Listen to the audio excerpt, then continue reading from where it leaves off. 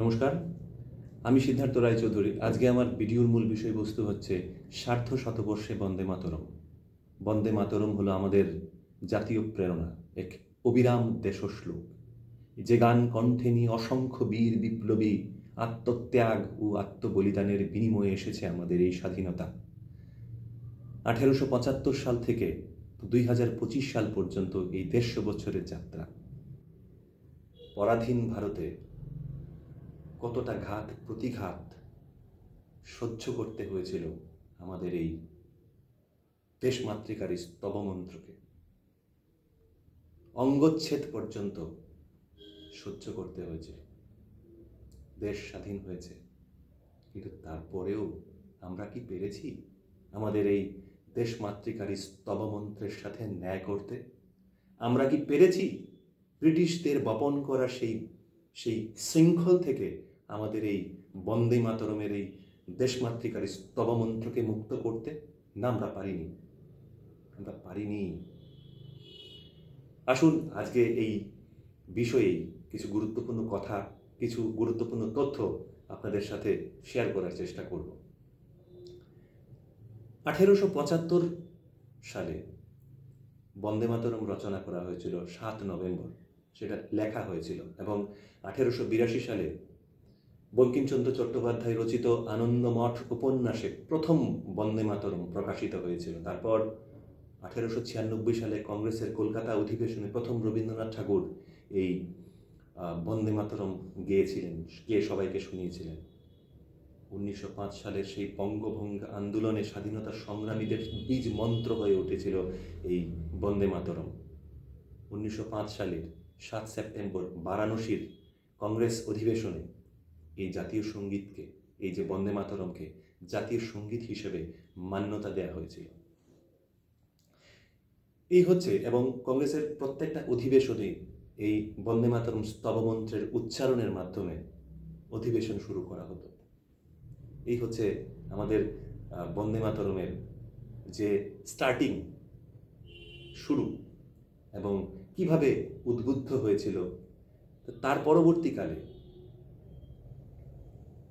ইংরেজরা একটা জিনিস অনুধাবন করতে পেরেছে যে ভারতবর্ষের ঐক্যকে কিভাবে বিনষ্ট করা যায়, ভারতবর্ষের যে ভ্রাতৃত্ব, ভারতবর্ষের জাতীয়তাবাদে, জাতীয় স্বাধীনতা সংগ্রামে যেভাবে স্বাধীনতার সংগ্রামীরা অসংখ্য ভারতবাসী একটা ঐক্যবোধ তৈরি হয়েছিল, সেটাকে কি করে ভাঙা যায়। সেই বঙ্গভঙ্গের মাধ্যমে সেটা শুরু করে দেওয়া হয়েছিল, এবং মুসলিম ভাইদের মনের মধ্যে সেই ধার্মিক যে ধর্মীয় ভেদাভেদ সেটাকে ঢুকিয়ে দেওয়ার চেষ্টা করা হয়েছে। তৈরি হলো মুসলিম লীগ 1906 সাল।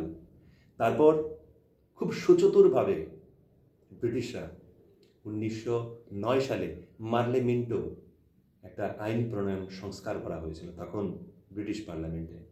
কি ছিল সেটা? একটা সেপারেট ইলেকটোরাল ভোটিং সিস্টেম চালু করা হয়েছিল, যেখানে মুসলিমরা মুসলিমদেরকে ভোট দেবে। জাতীয় কংগ্রেস তখন সেটা প্রতিবাদ করেছিল যে এইভাবে সাম্প্রদায়িকতা তৈরি করে নিলে পরে ভারতবর্ষের অখণ্ডতা নষ্ট হয়ে যাবে, কিন্তু ব্রিটিশরা সুচতুরভাবে সেটাই তো চেয়েছিল। 1911 সালে বঙ্গভঙ্গ রোধ হয়ে গেল, কিন্তু এক্সপেরিমেন্টের বীজ, মানে সেই আমাদের যে জাতি ধর্মীয় ভেদাভেদের যে বীজ, কিন্তু সেটা বপন করে দিয়েছিল সেই বঙ্গভঙ্গের মাধ্যমে। সেই বঙ্গভঙ্গ রদ হলো 1911 সালে, কিন্তু সুচতুরভাবে তার বিস্ফোরণ হয়েছিল কিন্তু 1947 সালে নোয়াখালীর দাঙ্গার সময়। তারপর কি হলো? বঙ্গভঙ্গ রদ করার পরে তারপর আমাদের 1914 সালে প্রথম বিশ্বযুদ্ধ শুরু হয়ে গেল। তুরস্কের যে অটোমান সাম্রাজ্য সেটা ছিন্ন বিচ্ছিন্ন হয়ে গেল, এবং সেই খলিফার যে যে মর্যাদা, আত্মসম্মান, সেটাকে ফিরিয়ে দেওয়ার জন্যে, ঐতিহ্যকে ফিরিয়ে দেওয়ার জন্য প্যান ইন্ডিয়া ইসলামিক আন্দোলন শুরু হলো। সেই সময় মহাত্মা গান্ধী হিন্দু মুসলমানদেরকে এক মঞ্চে আনার জন্যে খিলাফত আন্দোলনে যোগ দিলেন, এবং ব্রিটিশরা খুব সুচতুরভাবে 1919 সালে মার্লে মিন্টো বলে আরেকটা চুক্তি নিয়ে এলেন, একটা সংস্কার নিয়ে এলেন। সেটা কি? ব্রিটিশরা ব্রিটিশদেরকে ভোট দেবে, মুসলমানরা মুসলমানদেরকে ভোট দেবে, শিখরা শিখদেরকে ভোট দেবে, কিন্তু হিন্দুদের প্রতিনিধিত্ব করার মতো কেউ ছিল না তখন। তো ঠিক খুব সুচতুরভাবে এই জাতিগত ভেদাভেদের মাধ্যমে ধর্মীয় একটা একটা ভেদ হিন্দু মুসলমানদের মধ্যে ঢুকিয়ে দেওয়া হয়েছিল। তারপর এই বিস্ফোরণ আমরা দেখেছি ভারত স্বাধীন হওয়ার ঠিক প্রাক মুহূর্তে। তারপর 1937 সালে কংগ্রেস বেশ কয়েকটা প্রদেশ নির্বাচনে বেশ কয়েকটা প্রদেশ জয়লাভ করেছিল এবং সেখানে সরকার গঠন করেছিল।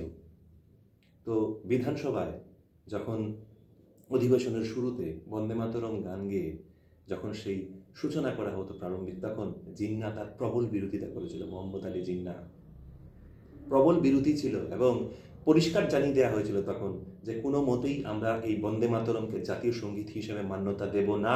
তার কারণ হচ্ছে বন্দে মাতরমের মধ্যে এই দেশকে মা সঙ্গে তুলনা করা হয়েছে, এই দেশকে দুর্গা, সরস্বতী এবং লক্ষ্মী দেবীর সঙ্গে তুলনা করা হয়েছে। আমরা এক ঈশ্বরবাদী, আমরা তা মানি না এবং এই বন্দে মাতরম কোনো ইসলামী সম্প্রদায়ের উপরে চাপিয়ে দেওয়া যাবে না। তার বিরোধিতা শুরু করে দিয়েছিল এবং তখন জওহরলাল নেহেরু একটা কমিটি গঠন করেছিলেন। তখন পরামর্শ চাওয়ার জন্য কবিগুরু রবীন্দ্রনাথের কাছে উনি গেছিলেন এবং ঠিক মধ্যস্থতায় কবিগুরু রবীন্দ্রনাথ ঠাকুর যখন যাওয়ার আগে নেতাজি সুভাষচন্দ্র বসু কিন্তু এই কংগ্রেসের কমিটিতে ছিলেন।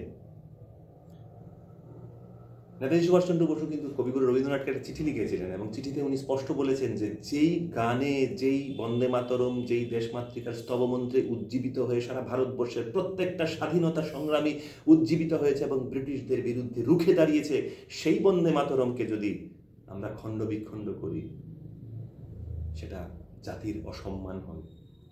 উনি চাননি। কিন্তু রবীন্দ্রনাথ ঠাকুর যখন গানটা এই বিষয়টা নিয়ে জওহরলাল নেহরু ওনার কাছে গেলেন, উনি একটা মধ্যস্থতা একটা করার চেষ্টা করলেন এবং উনি বলেছেন যে তৃতীয় স্তবকে যেটা লেখা আছে যে আমাদের বিভিন্ন দেবদেবীর সাথে তুলনা করা হয়, যে সেটা ইসলামী ধর্মীয় ভাবাবেগের মধ্যে সেটা আঘাত হতে পারে, সেই কারণে ওই স্তবকটা বাদ দিলেও প্রথম দুটো স্তবকই যথেষ্ট। এবং সেই সিদ্ধান্তকে চূড়ান্ত সিদ্ধান্ত মেনে পণ্ডিত জওহরলাল নেহরু তখন মুসলিম ভাবাবেগকেও সঙ্গে নিয়ে চলার চেষ্টা করেছিলেন এবং দেশমাত যেন খণ্ড বিখণ্ড না হয় একটা মধ্যস্থ পন্থা নিয়ে উনি এগোবার চেষ্টা করেছেন।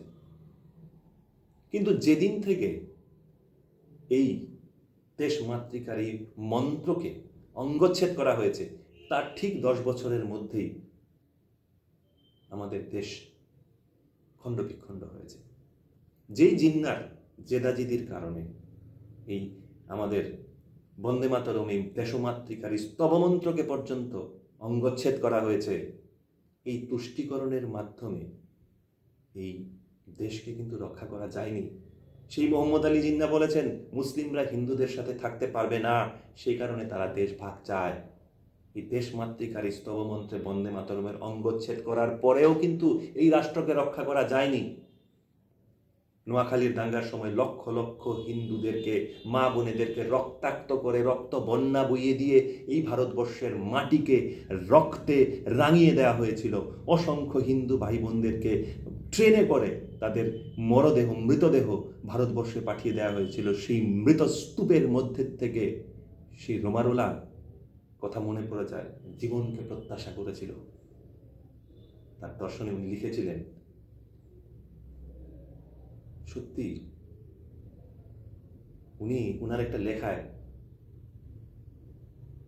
আমি পেয়েছিলাম, সে রবীন্দ্রনাথ ঠাকুরও কিন্তু সেটা অত্যন্ত মর্মাহত হয়েছিলেন।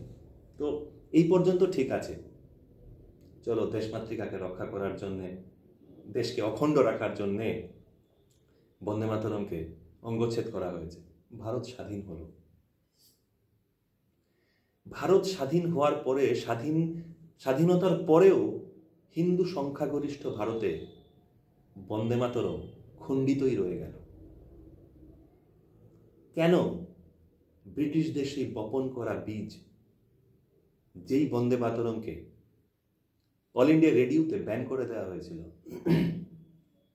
যেই বন্দে মাতরমকে নিষিদ্ধ করে দেওয়া হয়েছিল, যেই বন্দে মাতরমকে মোহাম্মদ আলী জিন্না অপমান করেছিল, এবং সেই বন্দে মাতরমের অঙ্গচ্ছেদের বিনিময়েও, তাদের তুষ্টিকরণের মাধ্যমেও শেষ রক্ষা করতে পারল না, তাহলে দেশ স্বাধীন হওয়ার পরে আমাদের এই দেশমাতৃকার স্তবমন্ত্রের সঙ্গে ন্যায় কেন করা হলো না? আমি একজন ভারতবাসী হিসেবে আমি সেই প্রশ্ন করতে চাই, কেন এই বন্দে মাতরমকে ব্রিটিশদের সেই বপন করা সেই পরাধীনতার শৃঙ্খল থেকে কেন মুক্ত করা হলো না? আমি মুক্ত কণ্ঠে বলতে চাই, এই ভারতবর্ষে প্রত্যেকটা জনতার কাছে আবেদন করতে চাই যে আমাদের এই সবাই মিলে সবার কাছে আহ্বান করছি, আওয়াজ তুলতে হবে আমাদেরকে যে আমাদের এই ভারতবর্ষের দেশমাতৃকার এই স্তবমন্ত্রের অসংখ্য বীর বিপ্লবী যারা জীবন দিয়েছেন, শেষ উচ্চারণ করেছেন, সেই বন্দে মাতরমকে পূর্ণ স্বাধীনতা দেওয়ার জন্য আমাদের দেশের যশস্বী প্রধানমন্ত্রী নরেন্দ্র মোদীজি সার্ধশতবর্ষের 150 বছর পূর্তি উপলক্ষে উনি প্রথম এই বন্দে মাতরমের পূর্ণ গায়নের মাধ্যমে উনি এই বন্দে মাতরমকে মুক্তি দেওয়ার চেষ্টা করেছেন। সবার কাছে আমি প্রার্থনা করব, সবার কাছে আহ্বান করব, সে ন্যায়সঙ্গতভাবে আইন প্রণয়নের মাধ্যমে এই বন্দে মাতরমের সঙ্গে ন্যায় করা হোক, পূর্ণ গায়নের মর্যাদা দেয়া হোক, জাতীয় সঙ্গীতের পূর্ণ মর্যাদা দেয়া হোক। তাহলেই ভারতবর্ষ সুজলা সুফলা শস্য শ্যামলা হবে। আমরা অখণ্ড অখণ্ড ভারতবর্ষের যেই খণ্ড বিখণ্ড করে দেওয়া হয়েছে, সেই বেদনা থেকে কিছুটা হলেও আমরা মুক্ত হব। নমস্কার, সবাই ভালো থাকবেন, ধন্যবাদ।